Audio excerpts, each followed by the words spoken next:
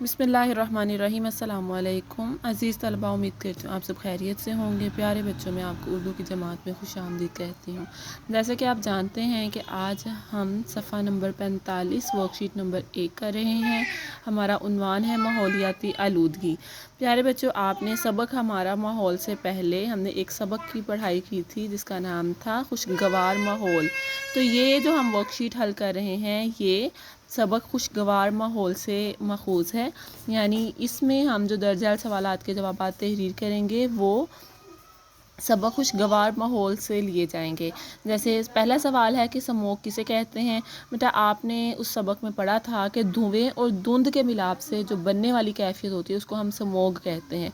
यानी एक तो धुआं होता है जो हमारी फ़िज़ा को आलूदा कर रहा है, इसके अलावा बहुत सर्दियों में धुंध हो जाती है, इनकी ठंड की वजह से एक भाप सी छा जाती है जिसे हम धुंध का नाम देते हैं।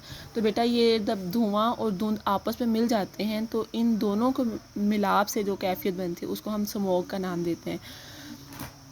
स्मोक से कौन कौन सी बीमारियां फैलती हैं। स्मोक से आँखों की रुखन, सांस लेने में दुश्वारी, नज़ला, खांसी और सरतान। सरतान किसे कहते हैं? कैंसर की बीमारी को। तो ये चारों बीमारियां बहुत ज़्यादा फैल रही हैं किसकी वजह से? स्मोक की वजह से। यानी किस वजह से? जो आप धुएं और धुंध के मिलाप से जो कैफियत बनती है उसको हम स्मोक कहते हैं। और उस स्मोक की वजह से हमें कौन से मसाइल हैं? आँखों की दुखन, यानी कि आँखों में जलन वगैरह होती है, सांस लेने में दुश्वारी होती है, सांस लेने में मुश्किल पेश आती है, और नज़ला, खांसी और सरतान। सरतान जैसे मैंने अभी आपको बताया कैंसर की बीमारी का दूसरा नाम है। ये चारों जो बीमारियां हैं ये स्मोक का बायस हैं। इस तरह हमारा तीसरा सवाल है कि स्मोक से कौन कौन सी फसलें मुतासिर होती हैं। बेटा, हमने इसी सबक में पढ़ा था खुशगवार माहौल में कि सोयाबीन की फसल है, गंदम की फसल है, टमाटर, मूंगफली और कपास। यानी जो आपको यहाँ पर अल्फाज लिखे दिखाई दे रहे हैं, सोयाबीन की फसल, गंदम, टमाटर, मूंगफली और कपास। बेटा, ये पांचों जो फसलें हैं ये स्मोक की वजह से बहुत ज़्यादा मुतासिर होती हैं। यानी इनकी जो पैदावार है वो कम हो जाती है, और अगर चीज़ें पैदा हो चुकी हैं, पैदावार इनकी मौजूद है, तो वो ख़राब होने का बहुत ज़्यादा चांसेस हैं। यानी ये तमाम फसलें जो हैं ये ख़राब होने के बहुत ज़्यादा इम्कानात हैं। सवाल नंबर 4 है कि स्मोक की अहम वजूहात क्या हैं। वजूहात बेटा क्या होता है कि वजह क्या है कि स्मोक क्यों है, स्मोक के हम कैसे ख़त्म कर सकते हैं। आपको पता है कि स्मोक जो है बहुत ज़्यादा फैल जाती है, और सर्दियों में अभी सर्दी नहीं होती लेकिन स्मोक की वजह से हमें कुछ दिखाई नहीं देता और देखने में ऐसा लगता है जैसे बहुत ज़्यादा ठंड हो गई है, बहुत ज़्यादा सर्दी का मौसम आ गया है, लेकिन असल में स्मोक होती है। अब उसने पूछा स्मोक की वजह क्या है, क्यों ऐसे स्मोक हमारे इर्द गिर्द फैल जाती है। तो बेटा, इसकी वजह है फैक्ट्रियों से निकलने वाले धुएँ।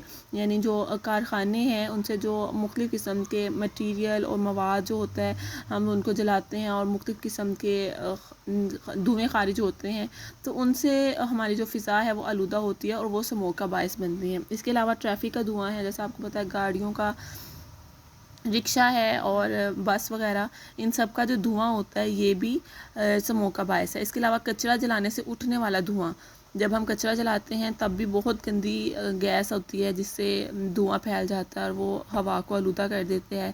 इसके अलावा धुंध, आपको पता है सर्दियों में जो असल में धुंध होती है वो, और ये जो धुएँ हैं मुख्तलिफ़ किस्म के जिनका अभी आपके सामने जिक्र किया गया, ये सब जब आपस में मिल जाते हैं तो ये स्मोक की वजह बनते हैं। इसी तरह हमारा सवाल नंबर 5 है कि स्मोक से बचाव के लिए हमें क्या करना चाहिए। कारखाने रहायशी इलाकों से दूर बनाए जाएं। जी, स्मोक से बचने के लिए हम क्या कर सकते हैं? हम ये कर सकते हैं कि हमें कारखाने और सनतें वगैरह जो रहायशी इलाके हैं यानी शहर और गांव में जहां आबादी मौजूद है उनसे दूर बनाने चाहिए। इसके अलावा कारखानों की चिमनियों पर फ़िल्टर लगाए जाए।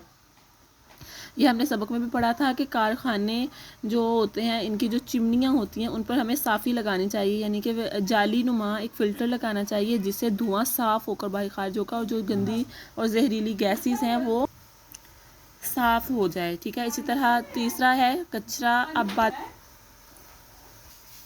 کچرا آبادی سے دور ضائع کیا جائے. جو ہم کچرا باسکٹ وغیرہ جو ہوتی ہے وہ قریب میں کہیں بھی کوئی خالی پلاٹ ہو تو ہمیں وہاں نہیں پھینکنا چاہیے، بلکہ جو کچرا لینے والے آتے ہیں انہیں ہمیں ان کے سپورٹ کر دینا چاہیے، اور وہ پھر آبادی سے دور اس کچرے کو ضائع کریں.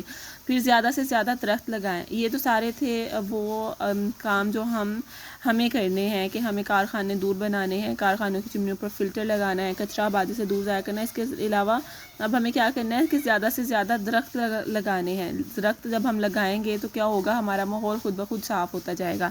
اس کے علاوہ ہمیں صفائی کا خیال رکھنا ہے، یعنی جو ہم خود سے کر سکتے ہیں کہ اپنے ارد گرد کا ماحول صاف رکھیں، اور جہاں ہم رہتے ہیں وہ جگہ کو صاف کر کے اس چیز کا خیال رکھیں. تو پیارے بچوں، اب آپ کا گھر کا کام یہی ہے کہ اسموک سے بچاؤ کے لیے ہمیں کیا کرنا چاہیے. ان 5 کو آپ نے تحریر کرنا، اور جو ہم نے آج کی ورک شیٹ کی ہے اس کے 5 سوالات ہیں، ان تمام 5 سوالات کے جوابات آپ نے سبق خوشگوار ماحول سے تلاش کرنے ہیں. نیز سوال نمبر 2 اور سوال نمبر 3. سوال نمبر 2 میں جو بیماریوں کے نام ہم نے لکھے ہیں ان کو، اور سوال نمبر 3 میں جو فصلوں کے نام تحریر کیے ہیں ان کو آپ جملوں میں استعمال کرنا ہے. یعنی آنکھوں کی دکھن کا آپ جملہ بنائیں گے تو کیسے بنائیں گے کہ میرے بھائی کی آنکھوں میں دکھن ہے، یا سانس لینے میں دشواری، اسموک کی وجہ سے ہمیں سانس لینے میں دشواری ہوتی ہے. نزلہ کھانسی سردیوں میں عموماً پھیلنے والی بیماری ہے. سرطان، ہمیں سرطان جیسی بیماری سے بچنے کی ہر ممکن کوشش کرنی چاہیے. پھر اسموک سے کون کون سی فصلیں متاثر ہوتی ہیں. سویابین، تو سویابین کا آپ کیسے جملہ بنا سکتے ہیں کہ میرے بابا نے سویابین کی فصل اگائی ہے. گندم، ہم نے گندم زرخیز کی ہے. ٹماٹر، آج کل ٹماٹر 100 روپے کلو ہیں. ٹھیک ہے، اس طرح جملہ بنا سکتے ہیں. مونگ پھلی، مجھے مونگ پھلی کھانے میں بہت پسند ہے. کپاس پاکستان میں پائی جانے والی فصل ہے. ٹھیک ہے، یا آپ کہہ سکتے ہیں کہ بہت زیادہ پائی جانے والی فصل ہے، یا اس کا کپاس کا موسم ہوتا ہے. اس طرح بیٹا آپ نے سوال نمبر 2 اور سوال نمبر 3 میں موجود الفاظ کو اپنے جملوں میں استعمال کرنا ہے، اور یہ جملے آپ اپنی نوٹ بک پر خوش خط تحریر کریں گے. امید کرتی ہوں آپ آج کی ورک شیٹ اور درجہ جملوں کو خوش خط تحریر کریں گے، اور پھر آپ ان کی تصاویر بنا کر گروپ میں شیئر کریں گے. اپنا خیال رکھیے. اگلے سبق کے ساتھ دوبارہ ملیں گے. اللہ حافظ.